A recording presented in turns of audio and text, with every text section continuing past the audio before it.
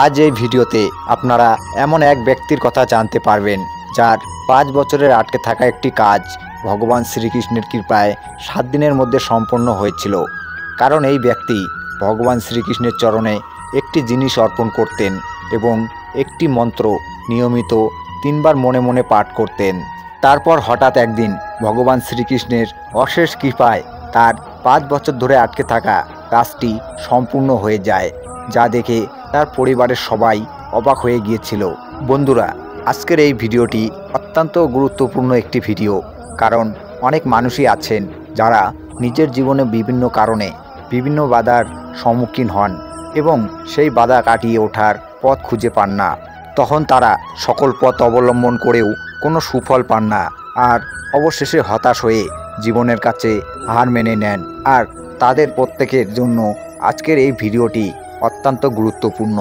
তাই আজকের এই ভিডিওটি অবশ্যই মনোযোগ সহকারে শেষ পর্যন্ত দেখবেন। বন্ধুরা, সনাতন ধর্ম, শাস্ত্র, ভারতীয় দর্শন ও বিভিন্ন দেবদেবীর পূজা অর্চনা সম্পর্কে আপনাদের জ্ঞান ও তথ্য প্রদান করাই হলো এই চ্যানেলের প্রধান উদ্দেশ্য। তাই এই ধরনের ভিডিও পেতে অবশ্যই চ্যানেলটিকে সাবস্ক্রাইব করুন এবং ভিডিওটি দেখে উপকৃত হলে অবশ্যই একটি লাইক করবেন এবং নিজের প্রিয়জনদের কাছে ভিডিওটি শেয়ার করে তাদের উপকার করুন এবং কমেন্টে জয় শ্রীকৃষ্ণ লিখতে ভুলবেন না। সাত্যকী দাশগুপ্ত নামে এক ব্যক্তি তার পরিবারের সঙ্গে নাগের বাজারে তার পৈতৃক বাড়ির এক অংশে বাস করতেন। তার পরিবারে ছিল তার বৃদ্ধ মা, স্ত্রী, এক বিবাহযোগ্য কন্যা। তিনি এক প্রাইভেট কোম্পানিতে খুব কম বেতনে চাকরি করতেন। সেই বেতনের মধ্যে তিনি খুব কষ্টে নিজের সংসার চালাতেন। এছাড়াও 5 বছর ধরে তিনি খুব সমস্যার মধ্যে দিয়ে যাচ্ছিলেন। তাই তিনি সবসময় চিন্তার মধ্যে থাকতেন। তার মন খারাপ লেগেই থাকতো। তিনি কি করবেন তা বুঝে উঠতে পারছিলেন না। বাড়িতে বিবাহযোগ্য একটা কন্যা ছিল যার বিয়ে দিতে হবে, কিন্তু বিয়ে দেওয়ার জন্য প্রয়োজনীয় অর্থ তার কাছে ছিল না। তার একটা ভাই ছিল যে একই বাড়িতে অন্য অংশে বাস করত। সে কলকাতায় একটি বড় কোম্পানিতে আইটি সেক্টরে চাকরি করত।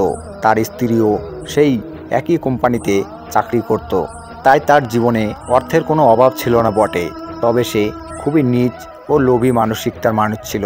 কিন্তু সাত্যকী ছিলেন ঠিক তার উল্টো, অর্থাৎ সৎ প্রকৃতির মানুষ।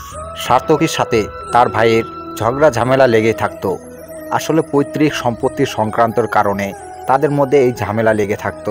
তাদের বাবা জমি কিনেছিলেন, আর সেই জমি ভাগাভাগি নিয়ে তাদের মধ্যে এই অশান্তির সৃষ্টি হয়েছিল। সাত্যকী মনে করতেন তিনি অত্যন্ত সাধারণ ও নিম্নবিত্তের একজন মানুষ, কারণ তার আর্থিক অবস্থা খুব খারাপ ছিল। তাই তিনি ভেবেছিলেন সেই জমির অর্ধেক ভাগ যদি তিনি পান তাহলে অন্তত নিজের কন্যা সন্তানের বিয়ে দিতে পারবেন। কিন্তু সেই জমির দলিল ছিল তার ভাইয়ের কাছে, যে তাকে কিছুতেই জমির অর্ধাংশ দিতে রাজি ছিল না। আর এই কারণেই গত 5 বছর ধরে আদালতে তাদের মধ্যে মামলা চলছিল।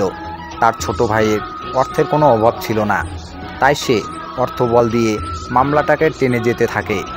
অর্থ বলে সে বড় বড় উকিলের সাহায্যে মামলাটিকে নিজের দিকে টানার চেষ্টা করে যেতে থাকে।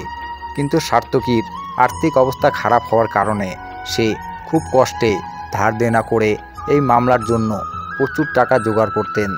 সাত্যকী তার ছোট ভাইকে অনেক রকমভাবে বুঝিয়েছিলেন মামলা তুলে নিয়ে মধ্য অবস্থায় আসার জন্য, কিন্তু তার ভাই কোনো অবস্থাতেই মামলা তুলে নিতে রাজি ছিল না। প্রথমে সাত্যকী ভেবেছিল এই অর্ধেক জমি বেচে তিনি কন্যার বিয়ে দেবেন এবং বাকি অর্থ দিয়ে সংসারের আর্থিক অনাটন কিছুটা মেটাবেন।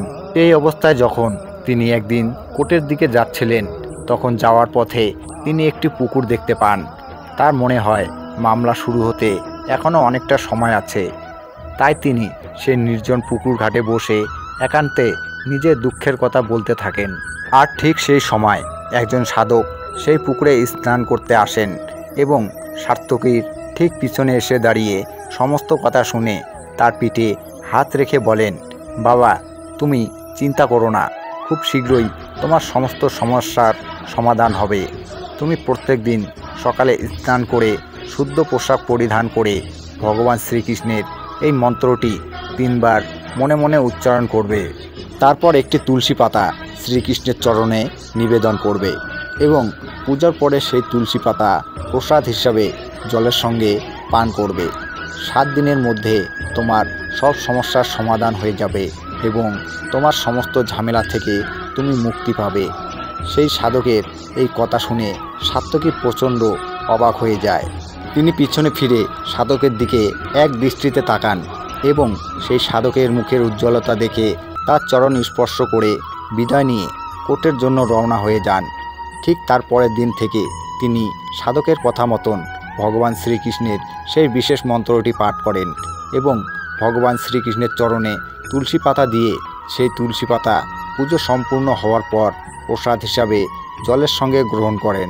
এই বিশেষ মন্ত্রটি হল, হে কৃষ্ণ করুণা সিন্ধু দীনবন্ধু জগৎপতে গোপেশ গোপীকান্ত রাধাকান্ত নমস্তুতে। এই মন্ত্রটি মনে মনে 3 বার পাঠ করে ভগবান শ্রীকৃষ্ণের চরণে তুলসী পাতা অর্পণ করে সেই তুলসী পাতা পুজো সম্পূর্ণ হওয়ার পর প্রসাদ হিসাবে তিনি সেবন করতেন। তিনি প্রতিদিন সকালবেলায় ঘুম থেকে উঠে স্নান করে শুদ্ধ পোশাক পরে এই মন্ত্রটি জপ করে বাকি নিয়ম পালন করতেন। আর তারপর হঠাৎ একদিন নিজের থেকেই সেই সব সমস্যার সমাধান হয়ে গেল, যা গত 5 বছরেও হয়নি। তার ছোট ভাই একদিন নিজের থেকে তার দাদার কাছে এসে নিজের অপরাধ স্বীকার করে ক্ষমা চায় এবং সেই সম্পূর্ণ জমি সার্থকীর নামে লিখে দেয়। এই দেখে সার্থকী ও তার পরিবার খুব অবাক হয়ে যায়, কারণ তার ছোট ভাইয়ের চরিত্র ছিল সার্থকীর সম্পূর্ণ বিপরীত। তাই তার ছোট ভাই হঠাৎ করে ক্ষমা চাওয়ায় তিনি খুবই আশ্চর্য হয়ে যায়। এরপর সার্থকী তার ভাইকে এই সব কিছুর পিছনের কারণ জিজ্ঞাসা করলেন। তখন তার ভাই তাকে বলল, আমি গত 7 দিন ধরে এক অচেনা সাধককে নিজের স্বপ্নে দেখছি, যা দেখে ভয় পেয়ে আমার ঘুম ভেঙে যাচ্ছে। সেই সাধক প্রত্যেক দিন স্বপ্নে এসে বলছে, তুই তোর দাদার সাথে যা করছিস তার জন্য তোর জীবনে ঘোর অমঙ্গল নেমে আসছে। তুই যদি এমনই করতে থাকিস তবে একদিন তোর সব কিছু শেষ হয়ে যাবে। আর সেই সাধকের রুদ্ররূপ দেখে ভয় পেয়ে প্রত্যেক দিন আমার ঘুম ভেঙে যাচ্ছে। 7 দিনে টানা এই স্বপ্ন দেখতে দেখতে অবশেষে সার্থকীর ভাই তার ভুল বুঝতে পারে এবং অবশেষে সে এই সিদ্ধান্তে উপনীত হয় যে ওই সম্পূর্ণ জমি সে দাদার নামে লিখে দিবে।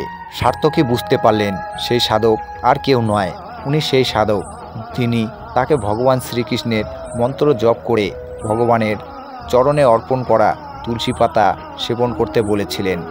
আর ওই সাধককে সার্থকী সেই দিনই প্রথম ও শেষবার দেখেছিলেন। তাই বন্ধুরা, আপনারাও যারা বিভিন্ন সমস্যার মধ্য দিয়ে যাচ্ছেন, নিজের জীবনে দুঃখ কষ্ট ভোগ করছেন, তারা অবশ্যই সকালবেলায় ঘুম থেকে উঠে স্নান করে ভগবান শ্রীকৃষ্ণের এই মন্ত্রটি 3 বার মনে মনে উচ্চারণ করবেন। তারপর ভগবান শ্রীকৃষ্ণের চরণে তুলসী পাতা অর্পণ করে সেই তুলসী পাতা পুজো সম্পূর্ণ হওয়ার পর জলের সাথে সেবন করবেন।